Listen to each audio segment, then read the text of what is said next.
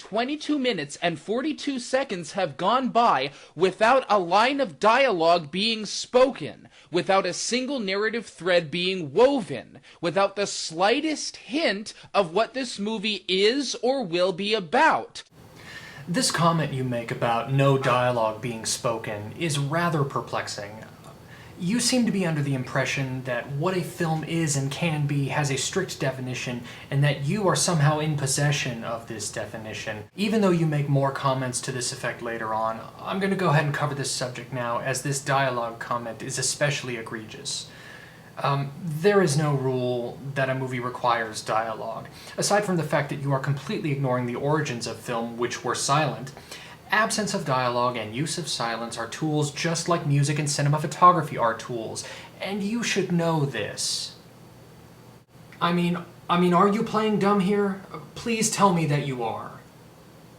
Nowhere does it say that dialogue is a prerequisite of storytelling and narrative.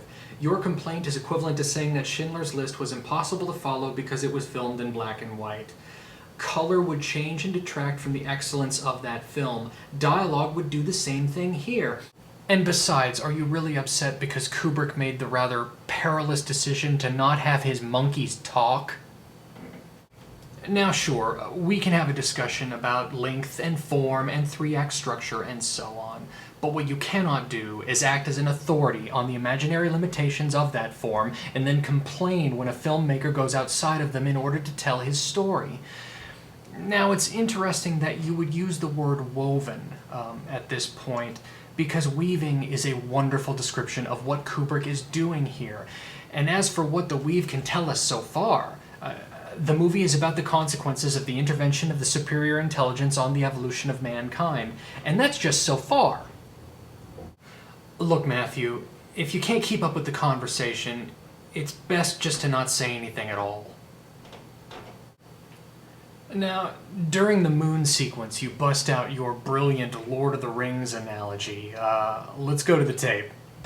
Imagine what would have happened if the movie The Lord of the Rings, let's take Fellowship for an example, had a 10-minute scene of Sam and Frodo walking around in the woods. And yeah, I know the Lord of the Rings trilogy has a lot of scenes of a lot of people walking around in the woods, but those scenes also have dialogue and story points. Imagine if those were gone. Okay, first of all, and you even basically admit this as you give it, this is a terrible movie to use to make your point about trimming fat. Lord of the Rings is nothing but fat. Entertaining, action and dialogue-packed fat, don't get me wrong, but fat nonetheless. To quote Kevin Smith on the subject, it's 3 fucking movies about a bunch of guys walking to a fucking volcano. You could cut huge sections out of those movies, and it wouldn't impact the basic story at all, especially since none of the major characters really die. But it would ruin, and here is the vital part, Matthew, so I'm going to say this real slow, okay? It would ruin the experience of the film. 2001 is a surreal, hypnotic film experience, which is and was the key to the success that you can't seem to comprehend. It's also tragically amusing that while you're wasting time on this useless analogy, you are skipping right over the famous upside-down stewardess scene, yet another example of one of the cleverest in-camera special effects set pieces ever devised for a film. 2001 represents the borderline between the campy low-budget formula that dictated what science fiction movies could be and what they are today. As Citizen Kane gave birth to modern filmmaking techniques and non-linear narrative, 2001 gave birth to modern science fiction and special effects. And how it accomplished this was primarily through this sequence, the one you want to cut.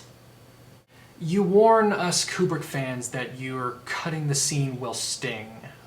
Of course it stings, Matthew. You're ruining the experience and ignoring the significance in order to make poorly thought-out loudmouth wisecracks. You also completely fail to acknowledge 2 vital things here. 1. For those of us who have been paying attention and do have some idea of what is going on, Kubrick is slowly but steadily tightening a dual rope of anticipation and suspense. What is on the moon? How does it relate to the beginning of the film? The extreme difficulty and procedures needed in order to reach it must be extraordinary. Why go to so much trouble for something? And why are they being so aloof about it? Etc.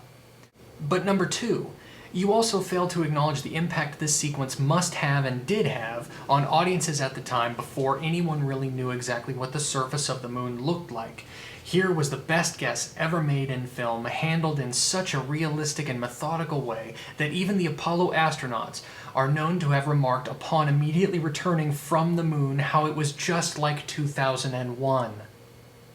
This sequence blew people's minds. But unless you take the times in which the film was made into consideration, you have no chance at being able to appreciate this fact. I'm not going to bother with any kind of play-by-play breakdown of your continued whining through this sequence, except to say that there is yet another irony alert going off here, man.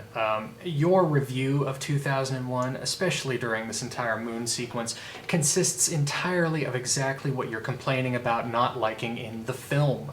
I'll skip the rest, save this one comment that you made during this part that I just have to play. Roll it. Here's another interesting little fun fact for anyone who's interested. This is the first review I have done where I have scripted nothing out.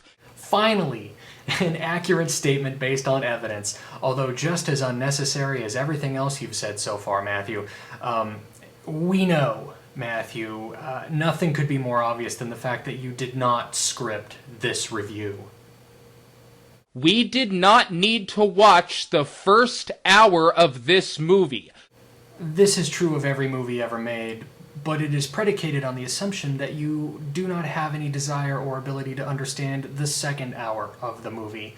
I would submit to you, Matthew, the exact opposite of what you're proposing. You really, really needed to watch the first hour of this film.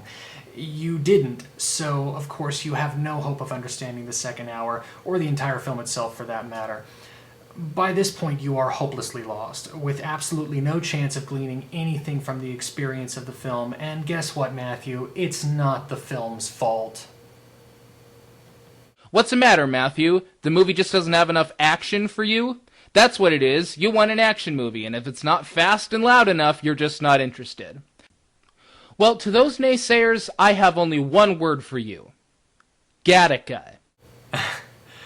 Okay, where to begin?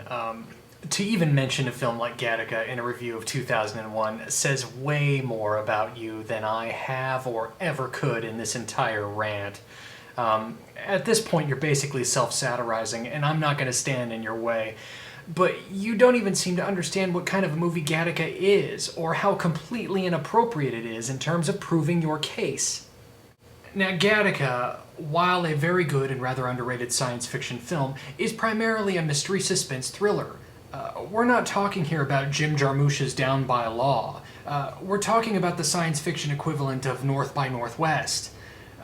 I mean, in order to understand why Gattaca doesn't work here, just change out movies for fruit. People say to me, "Hey Matthew, you just like fruit only and not vegetables." You know what I say to that? I like tomatoes. Tomatoes are a fruit, Matthew. Do you get my drift? Just because Gattaca doesn't have an abundance of car chases and shootouts doesn't mean it isn't much more closely related to action than not. On top of this, Gattaca is the textbook definition of a spoon-fed morality tale. It answers all of the moral questions it asks neatly by the end, not challenging the viewer in any way. Is the scientific Big Brother just as unethical as the political Big Brother? Answer, yes. The end. 2001 leaves all of its questions open, so that you have to think for yourself. There is no comparison here. All you've done is admit that those who criticize you as needing action in order to enjoy a movie may have a point, and you've added to their point that you may also require films to be less than provocative in order to enjoy them as well. Also, this bears mentioning here again, you really do seem to think that you hold the copyright on how a story can be told. You don't. 2001 isn't an anti-film, as you claim, but it did change the form of film forever. It expanded the methods by which a story can be told visually. You don't have to like it, but stop denying it.